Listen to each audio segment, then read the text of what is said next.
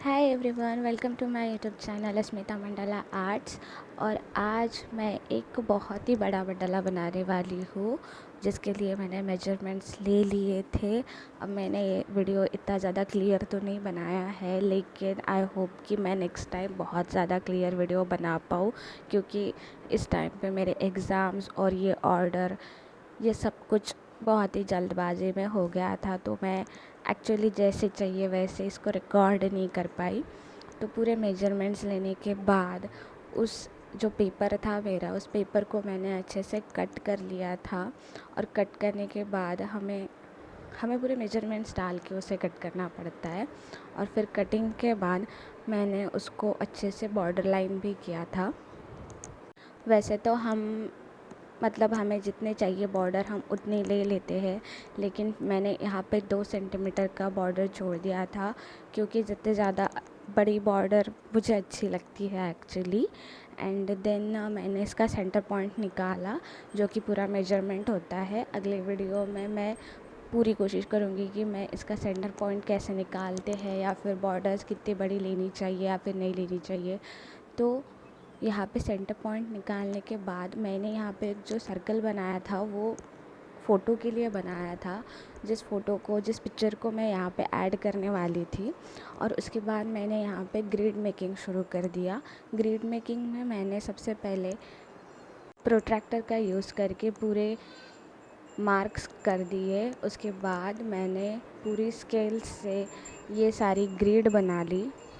I know ये video मैंने बहुत ज़्यादा फास्ट कर लिया है, क्योंकि अगर मैं इसको स्लो बनाऊँगी तो ये बहुत ही ज़्यादा लंबा हो जाएगा। एंड मेरे पास सच में टाइम नहीं था कि उस टाइम मैं इस वीडियो को पूरी तरह से रिकॉर्ड कर पाऊँ, लेकिन मुझसे जितना हुआ मैंने उसे उतना रिकॉर्ड कर लिया। पूरे मेजरमेंट्स डालने के बाद एंड सर्कल कंप्लीट करने के बाद मैंने यहाँ पे पेन से ड्रॉ करना शुरू कर दिया था।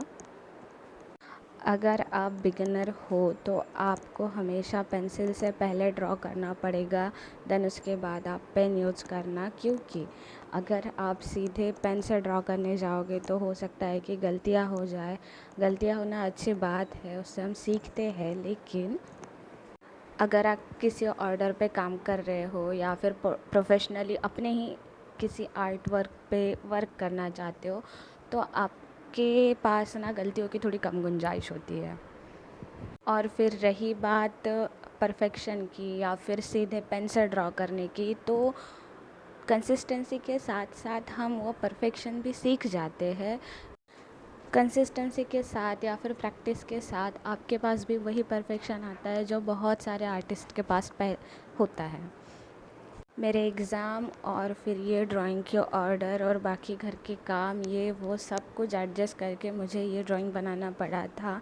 इस वजह से मैंने इसे पूरा रिकॉर्ड तो नहीं किया, लेकिन कुछ पैटर्न्स है जो मैं कुछ कुछ रिकॉर्ड कर पाई हूँ। ये पूरा art work 45x45 centimetre square में था। तो इसके लिए मुझे बहुत बड़े बड़े सर्कल बनाने पड़ते थे, और इन बड़े बड़े सर्कल को बनाने के लिए छोटी छोटी ट्रिक्स होती है, क्योंकि आपके पास हमेशा वो सामान या फिर वो चीज़ें अवेलेबल नहीं होती कि जिससे आप ये सब कर पाओ। तो आपको थोड़ी थोड़ी बातों में या छोटी छोटी बातों से सीख के ये सबको एडजस्ट करना पड़ता है। और उसके बाद फिर आता है फ़ोटो। मेन फ़ोटोग्राफ था इसमें, क्योंकि बहुत बार फ़ोटो जैसे हमें चाहिए वैसे होता नहीं है, तो हमें उसको एडजस्ट करना पड़ता है। फिर उसको एडजस्ट करके कट करके उस सर्कल के हिसाब से फिर हमें उसे उस ग्लो से चिपकाना पड़ा। फिर चिपकाने के बाद हमने उसमें कुछ हाइलाइट्स ऐड किए थे, कुछ कलर पेन्स का यूज़ करके।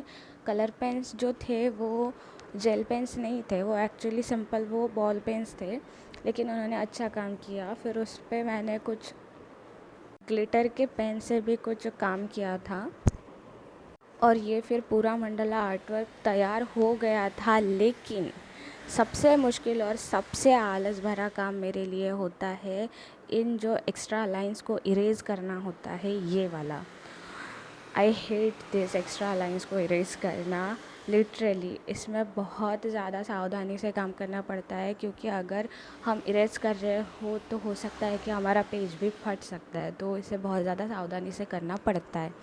देन था मेरा फेवरेट वाला काम, जो कि मेरा नाम मैंने इस पर ऐड कर दिया था। पहले मैं नहीं करती थी, लेकिन बाद में मुझे ये नाम ऐड करना पड़ा, क्योंकि बहुत लोग बोलते थे कि अगर तुम इसे बना रहे हो तो एज एन आर्टिस्ट तुमको तुम्हारी सिग्नेचर उस आर्ट वर्क पे डालनी ही चाहिए, मतलब वो मस्ट है।